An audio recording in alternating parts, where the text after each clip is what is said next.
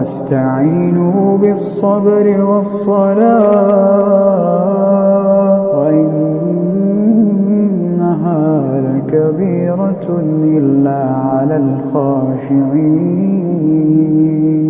واستعينوا بالصبر والصلاة وإنها لكبيرة إلا على الخاشعين. واستعينوا بالصبر والصلاة وإنها لكبيرة إلا على الخاشعين.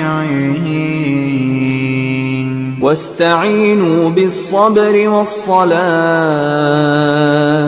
وإنها لكبيرة إلا على الخاشعين. और सब्र और नमाज से मदद हासिल करो, और बेशक नमाज जरूर भारी है, मगर उन पर जो दिल से मेरी तरफ झुकते हैं।